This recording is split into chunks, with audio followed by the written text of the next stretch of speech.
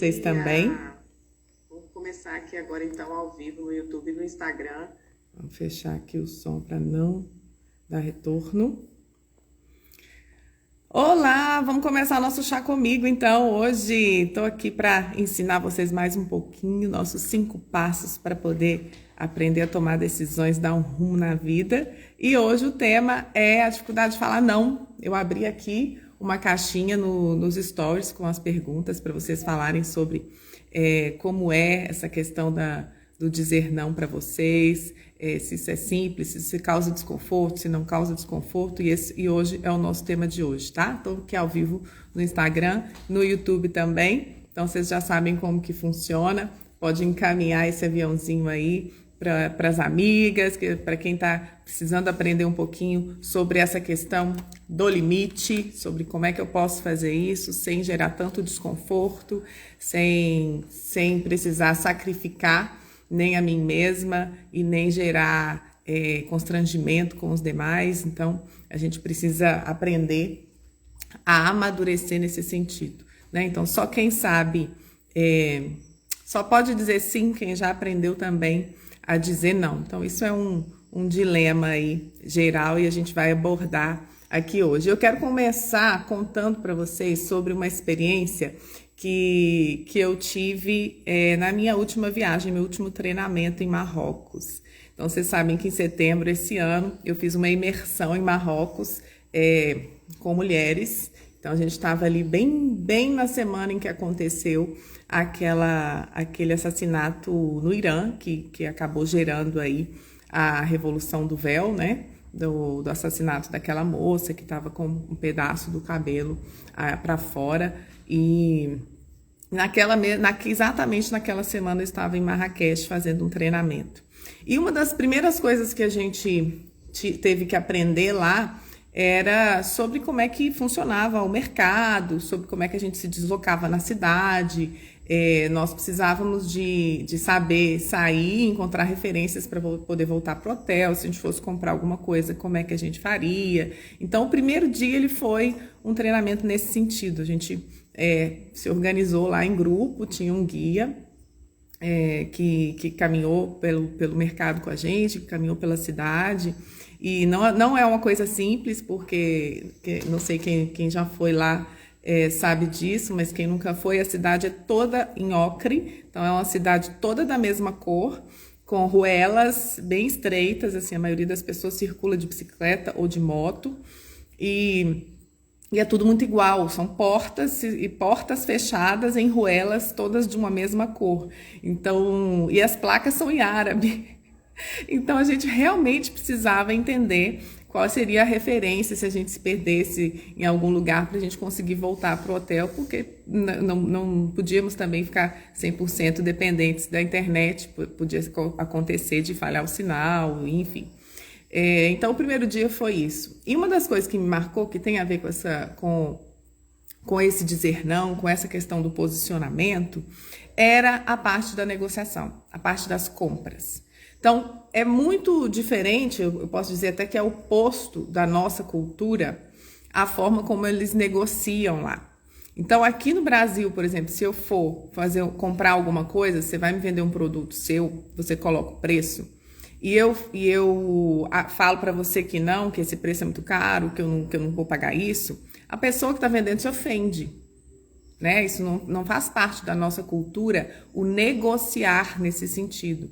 Então, geralmente, a pessoa dá um preço e eu pago ou não, o máximo que vai acontecer é eu pedir um desconto ali, e se a pessoa não der, não deu, né? A gente não insiste, não faz parte da nossa cultura, seria ofensivo.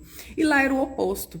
Lá, quando eles dão um determinado preço e o cliente simplesmente paga, isso é entendido como uma falta de interesse, como se o cliente não soubesse o valor daquilo que está comprando, ou se não entendesse o que ele está comprando. Então, é educado negociar. E a negociação, para mim, né, latino-americana, era praticamente um teatro, porque eles davam um preço lá de 100, e eu podia oferecer 30, e aí eles iam baixar para 80, e a gente já sabe que aquilo ia acontecer, e do preço dado inicialmente, provavelmente o negócio ia fechar com 1/3 do valor.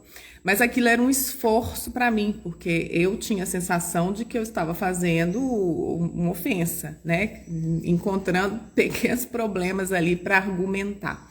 E aí que vem a coisa do dizer não, que está inserida em nós também através da cultura, através dessa ideia de que negociar vai ser ofensivo, de que o outro vai pensar, vai se sentir desvalorizado. Então, até nisso, culturalmente, nós não somos incentivadas a se posicionar, a dizer aquilo que nós queremos, a dizer como que nós queremos. Então, assim, geralmente são 4 pilares que colocam essa sensação de peso em nós. Eu falo, repito, vou falar disso aqui 577 mil vezes para vocês, que é cultura, família, educação e religião.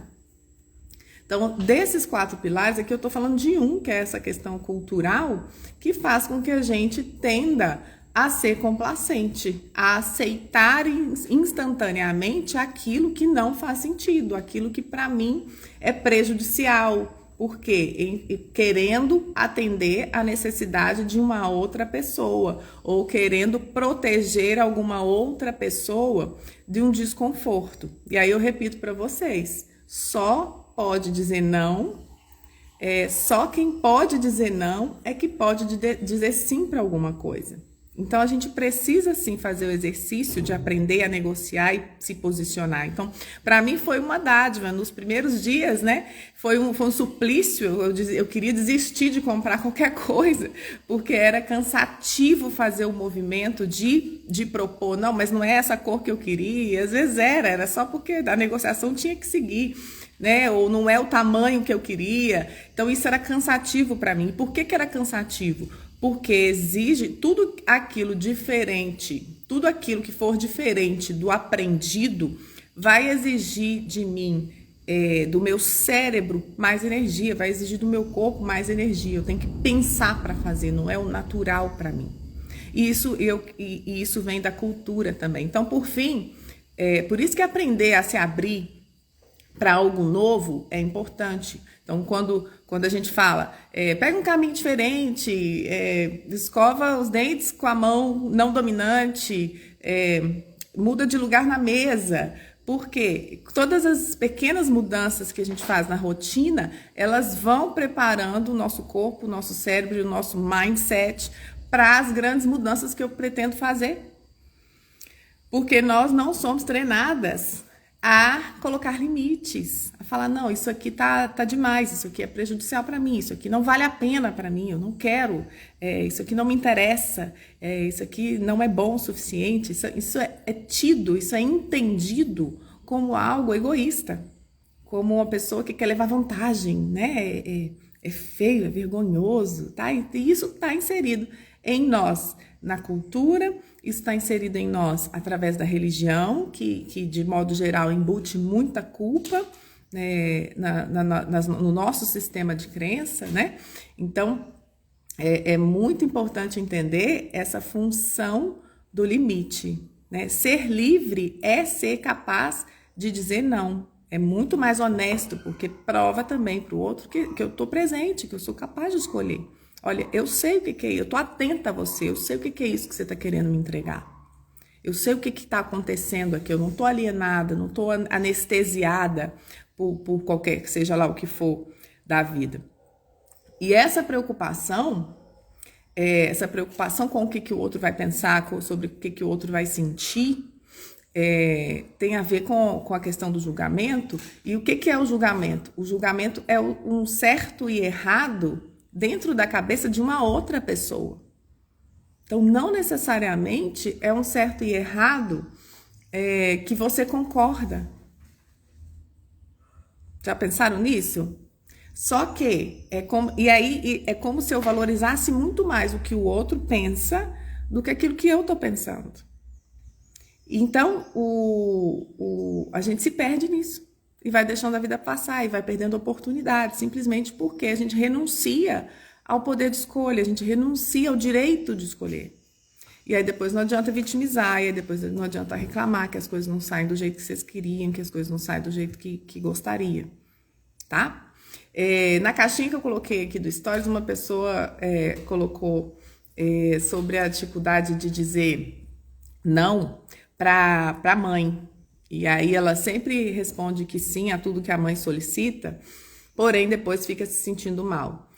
E aí eu fiz uma colocação, né, com relação ao quanto que isso nos remete, não, a mãe e qualquer outra figura de autoridade, às vezes pai, às vezes sogra, às vezes o coordenador, o diretor, o gerente, qualquer pessoa que represente alguma espécie de autoridade para mim, essa pessoa nos leva imediatamente ao nosso sistema de crença bem na origem, bem ali na questão da infância mesmo.